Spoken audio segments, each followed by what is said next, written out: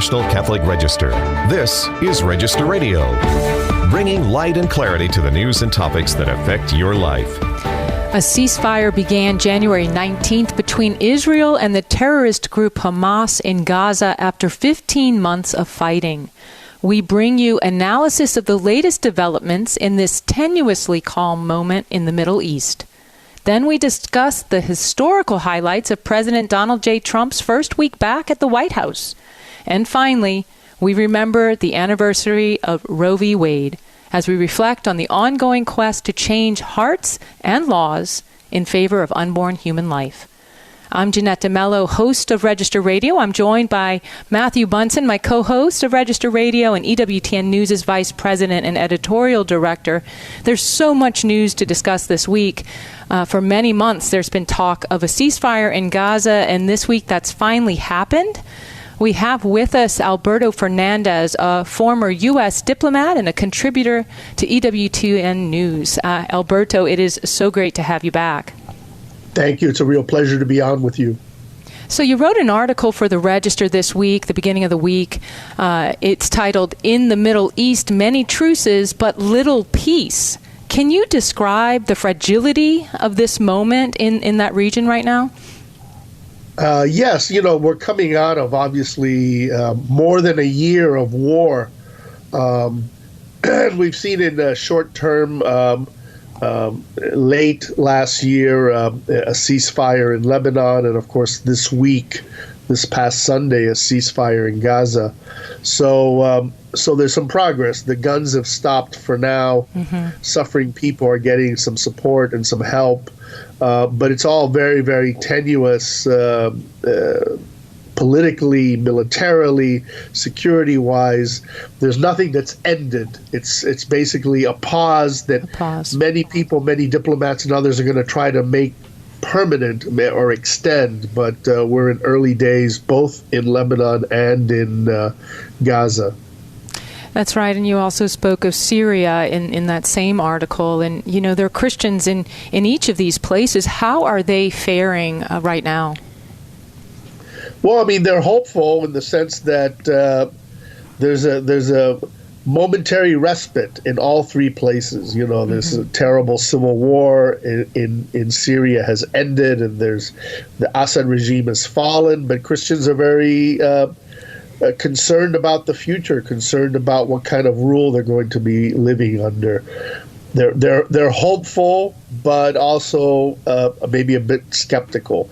And you could say the same thing in both Lebanon and Gaza. People are relieved that the fighting has stopped and that they can begin to rebuild their lives. But they're concerned about the uncertainty of the future, of what holds for them and their families in a region which has been in tremendous turmoil for so long, and which has basically caused these Christian communities to really become much, much smaller than they used to be.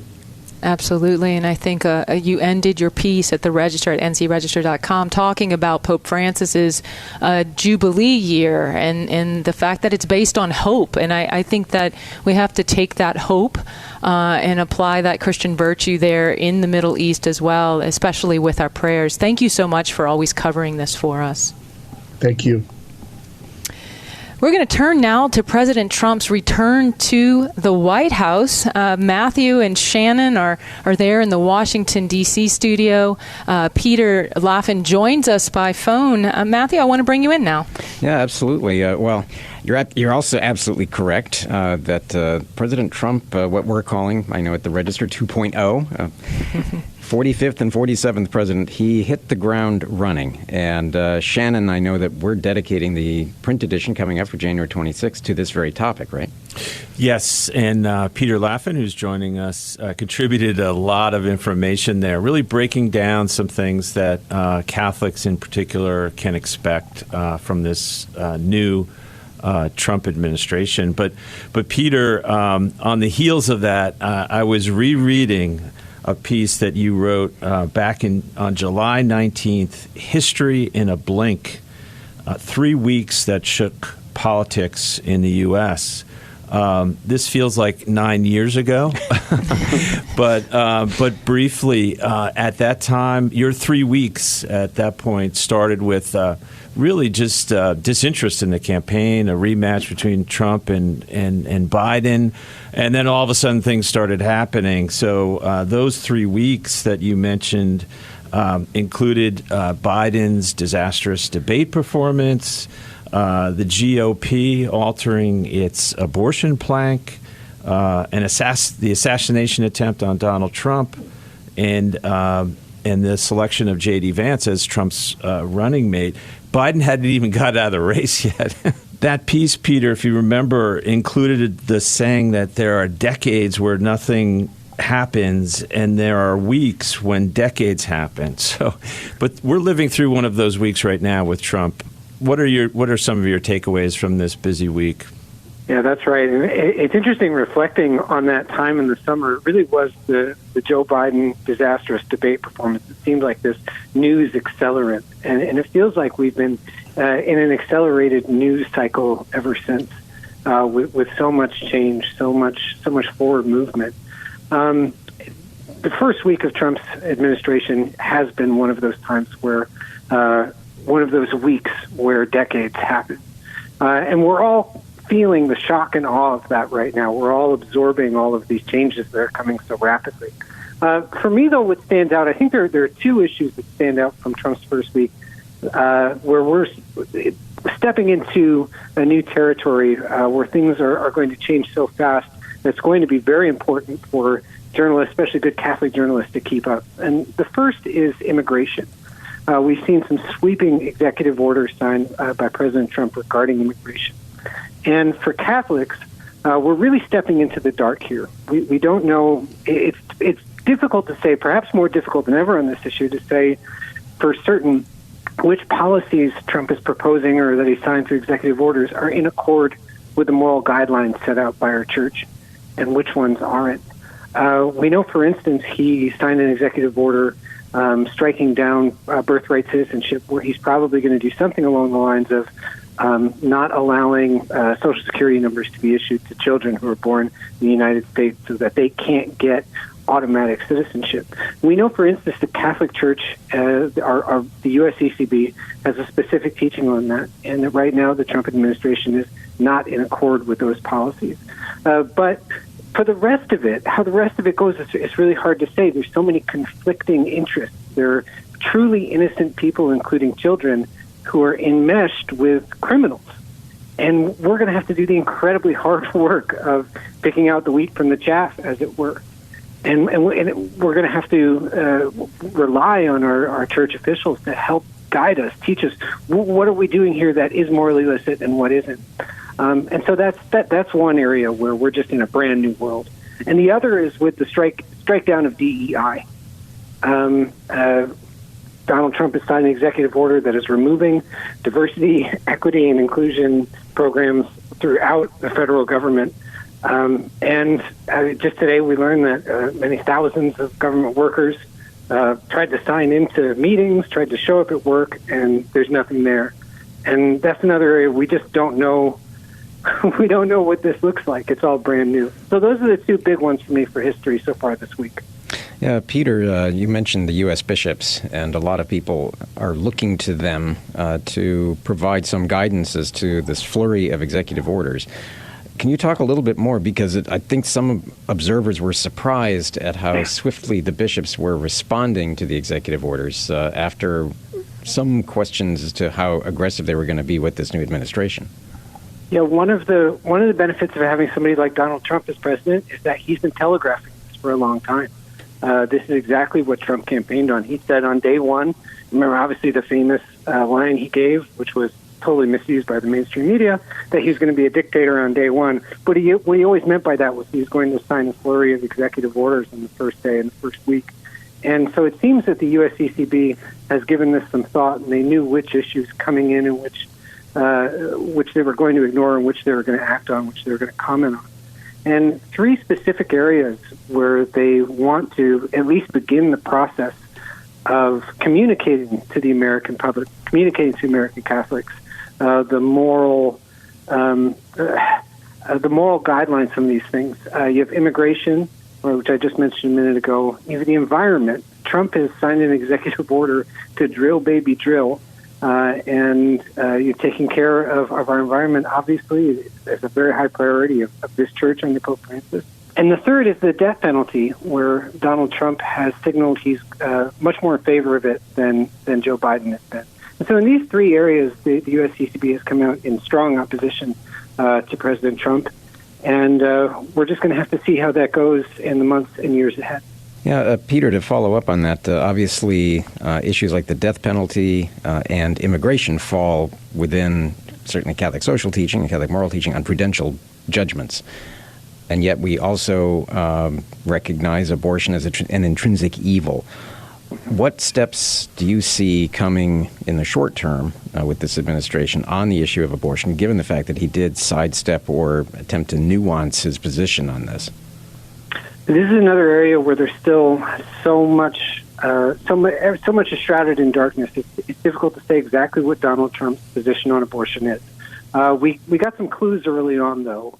In his executive order on gender identity, which he just signed the other day, there was the inclusion of the phrase beginning at conception, meaning that it was in the context of we know that you are either male or female from the point of conception. But just having that language in a federal order that somebody has a characteristic as important as sex, that we know that at the beginning of their life at conception, it gave the impression that, well, okay, this president and this government believes that life does begin at conception. However, that conflicts with past statements Trump has made where, he believes in certain exceptions for abortion. He has signaled that he thought 6 weeks was too short of a window for a woman to be able to have a legal abortion in the state of Florida. So it's hard to say exactly where he's going to come down on this. We know that J.D. Vance is going to speak at the March for Life next week. And so that's a signal that also seems positive in the pro-life direction. But with Trump on abortion, he's very difficult to pin down. And that's a challenge that pro-lifers are going to have during his entire presidency. How do we keep him in line? How do we call him out when he stepped out of bounds? Do we feel comfortable enough to break our loyalty to him to speak up? That's going to be the big challenge for pro-lifers in this administration. Well, and he does seem to have surrounded himself with a lot of Catholics. Yes. Oh, absolutely. Yeah, his cabinet is chock full of them. And he, as we know from covering the campaign, he became suddenly very open to and friendly with Catholic symbolism. Speaking about the Catholic faith, he had a pretty highly regarded performance at the Al Smith dinner. And so, we can hope that the good Catholics in his company begin to rub off on him. And I'm jumping in here. We're just about out of time, but I do want to point to the editorial that is in the January 26th edition. This is a time of hope, and this speaks about, I think, some of the hope that we do have in this administration, even if we do have to hold the Trump White House to the fire on a couple of points. And I also want to point to a wonderful piece that is on the website right now. It's getting a lot of attention at ncregister.com. It's called Why Prayer at Presidential Inauguration Should Not Be Political Endorsement. And this is by Father Raymond D'Souza. Really great content. Shannon and Peter, it's always good to have you on Register Radio. Peter, we're saying so long for now. I know you're moving on to another writing position, and we have been so grateful to having you at the Register, and we wish you the best. I appreciate that so much, Jeanette. It's been a dream come true to work for EWTN. There was a time, I'm sure, where I was EWTN's biggest fan, and everybody here is as wonderful as you could possibly hope. So thank you for saying that, and to everybody in the audience, thank you so much for your support. So you've been listening to Register Radio on EWTN Radio. We will be talking next about the March for Life and changing hearts on the dignity of life and one woman's conversion story. Stay tuned to Register Radio here on EWTN.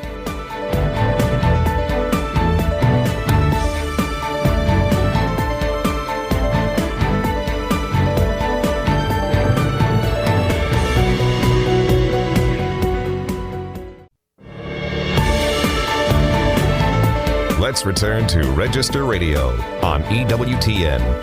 Welcome back. I'm Jeanette DeMello, host of Register Radio, together with Matthew Bunson, my co-host and EWTN News' Vice President and Editorial Director. We're joined on the phone today by Angela Copenhaver, the founder of We Teach Think, a company that aims to inspire people to value and protect everyone, born and unborn. Angela, it's so good to have you on Register Radio. Thanks for being with us. Yeah, thank you so much. I'm thrilled to be here. So this week, tens of thousands gather in Washington for the 52nd Annual March for Life. We're speaking the day before the march, so we can't talk about how it's going or what happened there, but marchers typically to show us, they witness to the dignity of human life, and they show their commitment to always working for laws and policies that protect the unborn. That's what we hear year after year when we talk to the people at the march. You've attended the march before, maybe not this year, but you've been there. What does marching for life mean to you? Well, I tell you, the first year that I went to the National March was just 1 year after I started We Teach Think and HumanFromDayOne.com. And I just wanted to get down there to be in the mix of, just this national witness of what it means to protect life.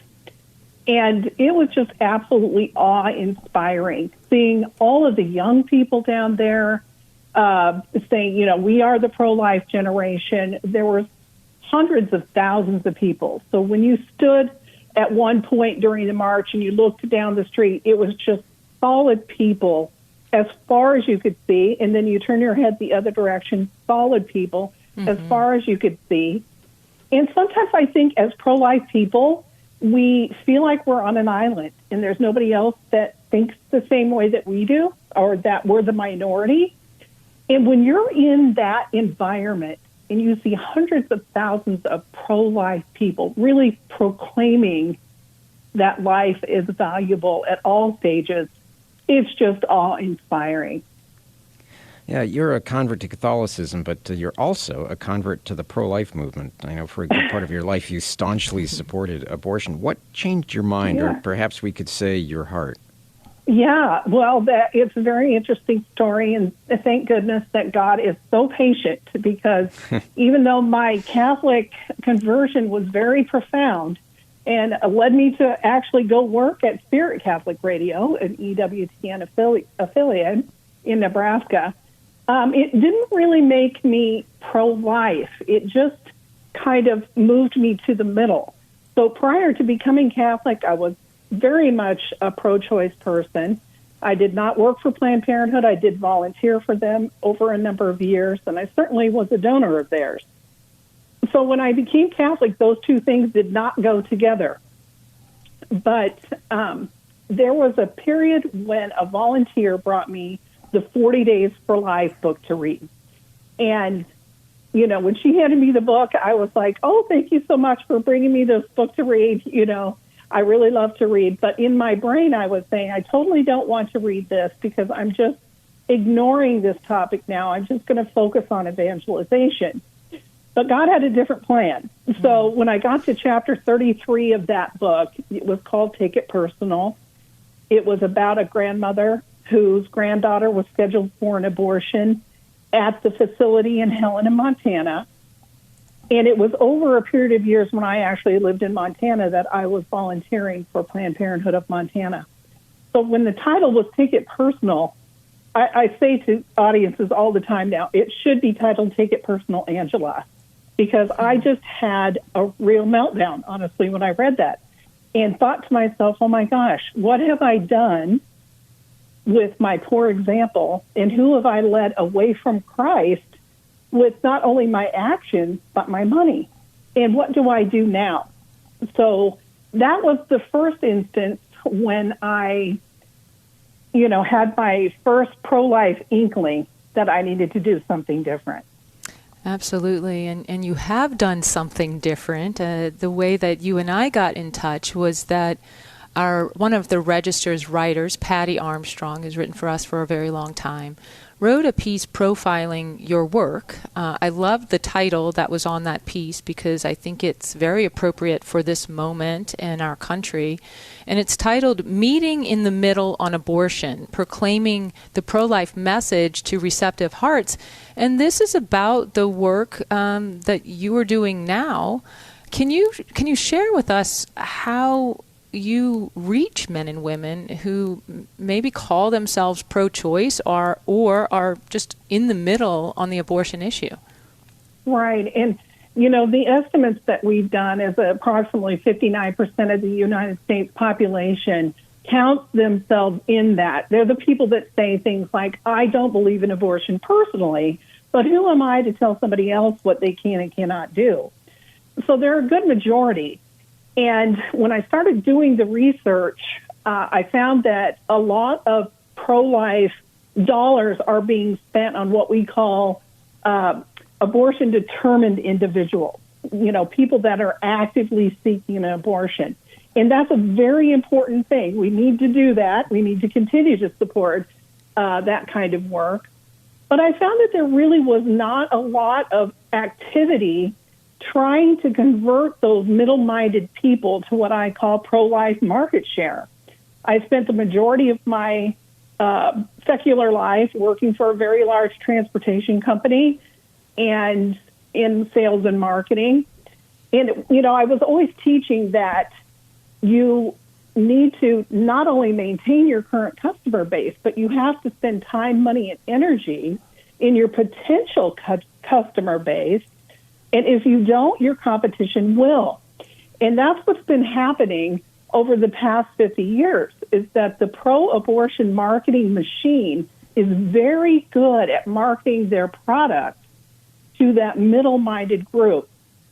So I set out to develop a nationwide marketing campaign that would start where they are. It's the same that we do with evangelization. You have to start with where the person is and then help them follow the steps to find Jesus in their own heart. Well, the same thing is true with the pro-abortion marketing that they have. We need to do that also to try to grow the pro-life market share. Angela, have you found that there are particular messages that have been particularly poignant, that have actually, from experience, have registered with that audience? Right. And, one of the things that I call it the $1 million question, if you want to, start a conversation at a party, just start asking people, when do you believe human life begins? And so if you ask a pro-life group of people, they will all shout conception immediately. If you ask a pro-choice group of people, when does human life begin, they will tell you after the child is born and can sustain life on its own. However, if you ask that group of middle-minded folks, when does human life begin, you will get answers like 8 weeks, 12 weeks, heartbeat, feels pain. And that's because they've heard that repeated message over and over and over again until it becomes a fact or truth in their brain, even though it may not be a fact or truth. It's just called, that repetitive information. The familiarity effect is what it's called. So, I knew that we had to start with where they are. And that's why we named the website humanfromday1.com. I don't use the word conception in any of our advertising because it's already a learned trigger word for them to stop listening. So that's why we use day numbers instead of weeks, months, or years. It bypasses that already learned information that they have and actually makes them stop and listen to the information that you're providing. Absolutely. I've looked at your website. I've looked at these billboards that you have in so many states. It is around the country, right? How many billboards do you have now? Wow. I would have to stop and add them up. That's a great question. I don't know the answer to that question, but we're in several states right now. Honestly, our goal is to have them in all 50 states. And when I designed the advertising, I actually designed it after other national campaigns that were done that took something that was socially acceptable and moved it to socially unacceptable, like the Keep America Beautiful campaign, Smokey the Bear, seatbelts, drunk driving. All of these things were at one time socially acceptable and now are socially unacceptable because people understand that that activity is dangerous for both the individual and society. But the one thing all of those campaigns had in common is that they had a consistent nationwide message. Absolutely. I couldn't agree with you more. And we are supporting that same message and will continue to do so at ncregister.com. I invite all our listeners to go to ncregister.com to look at news, analysis, and commentary. Thanks for joining us on Register Radio here on EWTN. Until next week, on behalf of my producer, Michael McCall, my co-host, Matthew Bunson, and myself, Jeanette DeMello, I pray that God bless you.